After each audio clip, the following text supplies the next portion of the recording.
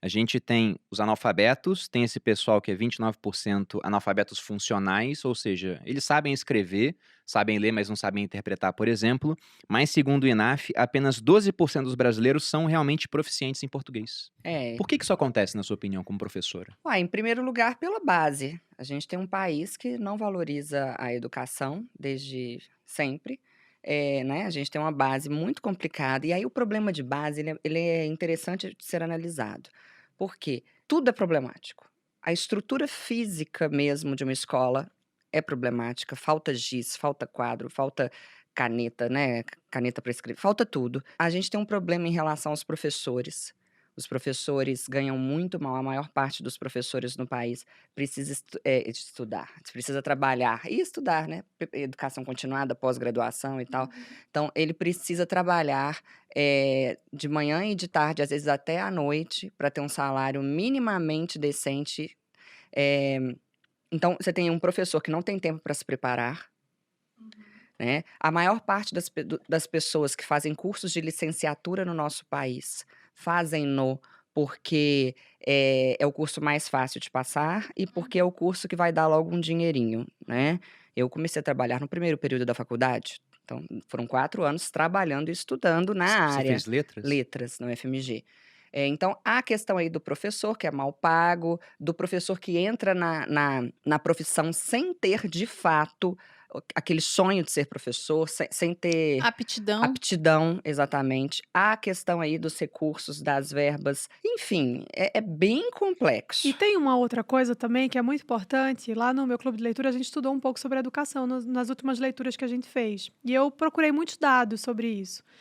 E uma coisa que a gente não pode esquecer é que a formação dos professores também é ruim. Oh. Então eles viram professores com uma formação ruim, eles formam novos professores com Uhum. uma formação ruim, e isso vai passando, chega uma hora que ninguém sabe mais nada. Então isso é muito importante também, porque a qualidade do ensino das universidades, que forma esses professores, também é péssima. Exatamente. E aí a gente pode, no caso do português, por que que as pessoas não gostam de português? Por que que as pessoas desmerecem a língua portuguesa?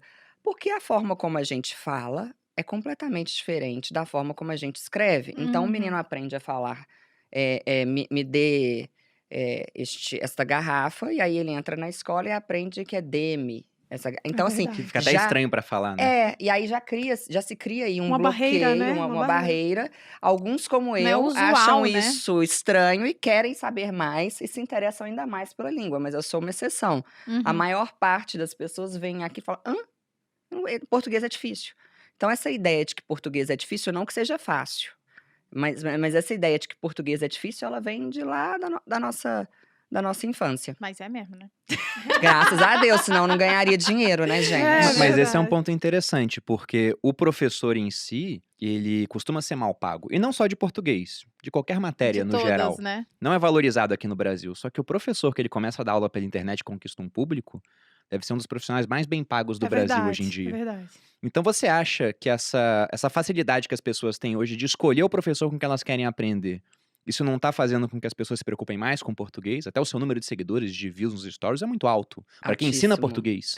Mas eu falo umas bobagens também, né, Isso ajuda. contribui, né? Então você acha que isso tá mudando agora? Porque a gente via uma falta de interesse. Na escola, português era aquela matéria que eu odiava. Eu sempre gostei de ler, de interpretar textos. Tá. Agora, regras gramaticais, assim, eu falava, Português era meu a Deus, matéria que eu mais gostava, tempos acredita? verbais. Mentira! Eu falava assim, É. caramba, mas olha só o tanto de tempo de conjugações, eu já sei falar tudo isso, por que que eu tenho que classificar se é pretérito mais que Aham. perfeito? Isso tirava o tesão da matéria, digamos assim. Eu vi uma pesquisa há um tempinho, dizendo que com o advento da internet, que no caso dos professores, ficariam os que se adaptarem, ficarão os que se adaptarem à internet e, sobretudo, os diferentes. Os que realmente têm uma natureza diferente. Porque a internet, ela é uma vitrine, mas só fica nela quem de fato é diferente, quem tem algo a agregar e tal. Então, eu nunca pensei nessa pergunta, né, nessa questão que você está falando aí, se houve um interesse maior e tal. O que eu entendo é que a internet, por exemplo, no meu caso, eu fui demitida de 10 cursinhos. Eu trabalhei em 13 e fui demitida de 10. Você já Mas mandou por uma quê? cartinha pra eles assim, né? Falando, Chupa. tudo bom, Daquela né? chupa. Não, mas com uma linguagem mais rebuscada, né? Tomar ele Bota num no tempo curso. verbal diferente, né? Chupá-lo-eivos, uma coisa assim. Enrabá-lo ex. Assim, Muito bom. Mas você foi demitida porque você falava por causa, palavrão? por causa do Porque meu você- jeito de dar aula, porque eu era divertida demais Ah, para uma você professora. era muito legal. Olha, eu sempre fui uma contadora de caso, então eu nunca consegui na minha vida chegar lá, dar a matéria sem contar um caso. Eu preciso contar um caso Mas isso sempre. que é o legal, gente. É. Que Isso coisa. Isso é didática, Pois é. na minha opinião. Só que Exato. o que ocorria? Eu era demitida sempre 2 anos depois. Então, não era problema aí de competência, porque competência você é demitido super, né, rapidamente. Eu era demitida 2 anos, 1 ano e meio depois, pela pressão que os professores faziam na coordenação. Uhum. Porque eu fazia muita graça, eu colocava 200 alunos em pé, dançando o funk da crase, o sertanejo da conjunção. Eu brincava, muitas vezes o aluno também, sem maldade, falava, ai, professora, hoje contou uma história de um ex-namorado dela. Nossa, a professora é ótima, né? Aí, o que chegava para os professores? Que eu passei a aula contando caso. Putaria. E também, Ah, entendi. né? Também.